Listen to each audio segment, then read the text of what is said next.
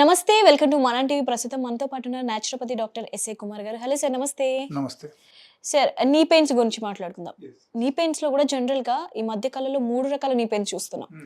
ఇప్పుడు స్టార్ట్ అవుతున్నాయి కొంతమందికి, కొంతమందికి మోడరేట్ గా నార్మల్ గా ఉంటున్నాయి, కొంతమందికి సివియర్ గా ఉంటున్నాయి. సో ఈ 3 రకాల నీ పెయిన్స్ గురించి మాట్లాడుకుందాం. అలాగే ఎలా తగ్గించుకోవాలి, ఏం తినాలి, ఏం తినకూడదు అంటే. యాక్చువల్లీ ఈ నీ పెయిన్స్లో ఎట్లా ఉంటాయంటే depending upon their age group and depending upon their symptoms totally depend అవుతుంది అనమాట. Okay, so first thing like we have to diagnose whether the patient is suffering with the arthritis or not. లేకపోతే వాళ్ళకు symptoms బట్టి వేరే ఏమైనా problems ఉన్నాయా. Okay, ఇంకొకటి ఏంటంటే age related knee pain. That is నార్మల్గా ఏమవుతుందంటే whenever the person is suffering with osteoarthritis. So ఈ ఓస్టియోఆర్థరైటిస్ అంటే లైక్ నార్మల్గా ఒక ఏజ్ వచ్చిన తర్వాత వాళ్ళకు కార్టిలేజ్ అరిగిపోతుంది. సో ఈ కార్టిలేజ్ అరిగిపోతున్నప్పుడు ఏమవుతుందంటే వాళ్ళకు నార్మల్గా దిల్ గెట్ పెయిన్. ఓకే, నడిచినప్పుడు వాళ్ళకు నొప్పి రావడం, లేకపోతే ఈ ఈ 2 బొక్కలు ఎట్లా ఉంటాయి కదా మనకు, అప్పుడు ఒకటి తగిలినప్పుడు టచ్ అయినప్పుడు ఏమవుతుందంటే అక్కడ కార్టిలేజ్ అరిగిపోతే అక్కడ డ్రైనెస్ వచ్చేసి దానివల్ల వాళ్ళకు పెయిన్ వస్తాయి. Okay, so that is also one of the reason అనమాట. సో ఈ టైప్ ప్రాబ్లమ్స్ ఎక్కువ మందికి వస్తున్నాయి ఇప్పుడు. అండ్ ఈ ప్రాబ్లమ్స్లో అక్కడ జరుగుతుంది ఏంటి exactly, suppose let us say we're going to a doctor, orthopaedic surgeon. మేము వెళ్తే అప్పుడు ఏమవుతుందంటే directly will suggest for surgery, knee replacement surgery, లేకపోతే he will ask to go for a PRP.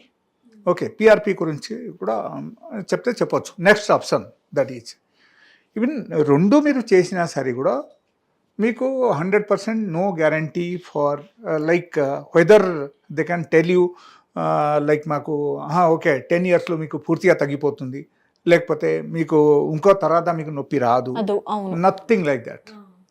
So టోటల్గా ఓవరాల్గా మనం చూస్తే ఏమవుతుందంటే that is not the solutions.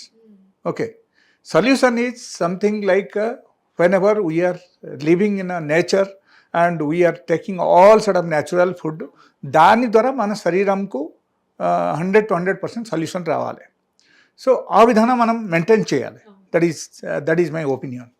So cartilage అరిగిపోయిందంటే కార్టిలేజ్ మనకు డెవలప్ చేయడానికి there are certain medication also is there in my clinic.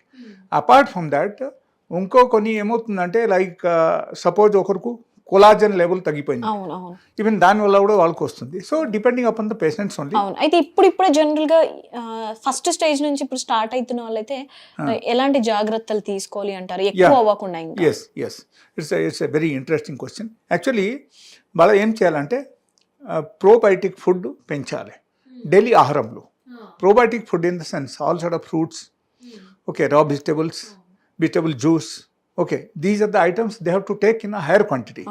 Suppose daily basis లో వాళ్ళ 50% ప్రోబయోటిక్ ఫుడ్ కానీ లేకపోతే ఆల్కలైన్ ఫుడ్ కానీ వాళ్ళకి తీసుకుంటే అప్పుడు ఏమవుతుందంటే వాళ్ళకు ఆ కార్టిలేజ్ రీజనరేషన్ అవడం మొదలు పెడతాయి అన్నమాట.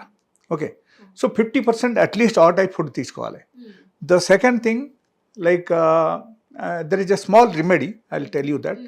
ఆ రెమెడీ వాళ్ళ డైలీ బేసిస్లో వాళ్ళు పాటించారంటే ఈవెన్ దానివల్ల కూడా వాళ్ళకు కార్టిలేజ్ పెరగడం మొదలు పెడతాయి. వాళ్ళు చేయాల్సింది ఏంటంటే లైక్ మునక్కాకు కషాయం డైలీ బేసిస్లో ఒక పిడికిలు మునక్కాకు వాళ్ళు తీసుకొని 1 glass వాటర్లో నానబెట్టాలి. ఓకే, బాగా కడిగేసి మళ్ళీ బాయిల్ చేయాలన్నమాట. బాయిల్ చేసేసి ఆ వాటర్ మాత్రం తాగాలి. సో డైలీ అట్లీస్ట్ 1 time పొద్దున పూట. That is number 1. The number 2 which I said like it is there must be fruits and vegetable intake. The number 3 is another remedy. So there is one type of ఆకు అన్నమాట, ఆకుకూరలు, శ్వేత arc అని చెప్తాం నార్మల్గా. So శ్వేత arc తెలుసు కదా, జిల్లెడాకు. Okay, so ఆ type జిల్లెడాకు మనం తీసుకొని మనం ఏం చేయాలంటే we have to take a pan. ఈ ప్యాన్లో కొంచెము ఆవాల నూనె వేయాలి. ఆవాల నూనె వేసేసి మనం ఏం చేయాలంటే ఈ కొంచెం వేడి అయిన తర్వాత ఈ ఆకు వేయాలి.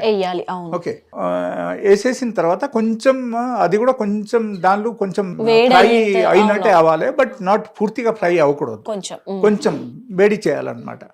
ఒక 2 minutes వేడి చేసేసిన తర్వాత మనం ఏం చేయాలని తీసేయాలి. దింపేసి ఆ ఆకు మాత్రం మనం తీసుకొని ఇన్ కేస్ ఈ నీ జాయింట్లు మనం రిప్లేస్ చేసి ఒక క్లాత్ కట్టేయాలి. ఓకేనా? సో అప్పుడు ఎక్కువ వేడి ఉండకుంటే మనం చూసుకోవాలి అనమాట. ఓకే, సో ఇది చేస్తే కూడా వాళ్ళకు ఇమీడియట్ రిలీఫ్ రావడం మొదలు పెడతాయి. Okay, so that is the first point. In case emergency రెమెడీగా మనం వాడాలంటే ఆ టైప్ తీసుకోవచ్చు. ఇది కాకుండా వాళ్ళకు టర్మరిక్ పౌడర్ అంటే పసుపు పొడి, ఒరిజినల్ పసుపు పొడి తీసుకొని డైలీ 1 spoon తీసుకొని ఒక ½ గ్లాసు వేడి నీళ్ళు కలిపేసి ప్రతిరోజు రాత్రి అన్నం తినక ముందే వాళ్ళు తాగాలి. ఎవరైనా తాగొచ్చు, బట్ స్పెషల్లీ జాయింట్ పెయిన్ ఉన్న వాళ్ళకి ఇది that is also one of the best medicine. ఇప్పుడు స్టార్ట్ అవుతున్న వాళ్ళైనా, ఎక్కువ పెయిన్స్ ఉన్న వాళ్ళు కూడా ఇది ఫాలో అవ్వచ్చు అంటారా? ఎక్కువ పెయిన్ ఉన్న వాళ్ళు కూడా పసుపు వాటర్ వాళ్ళు తాగొచ్చు. ఓకే, ఈవెన్ మునక్కాకు రసం ఉడతా, this are all natural remedies. Side effects ఏముండవు, ఓన్లీ ప్లస్ పాయింట్ ఉంది కాబట్టి వాళ్ళు తీసుకోవచ్చు.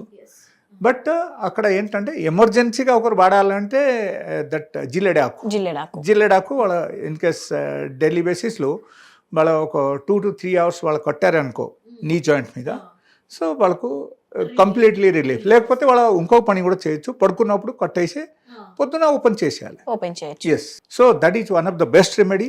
And apart from that I will tell you, like suppose somebody suffering with the arthritis, లేకపోతే వాళ్ళకు ఏమైనా యూరిక్ యాసిడ్ బాగా డెవలప్ అయిపోయి వాళ్ళకు నొప్పి వచ్చింది, ఆ టైప్ ప్రాబ్లమ్స్ వచ్చేసిందంటే అప్పుడు ఏమవుతుందంటే 100 to 100% they have to use some medicines.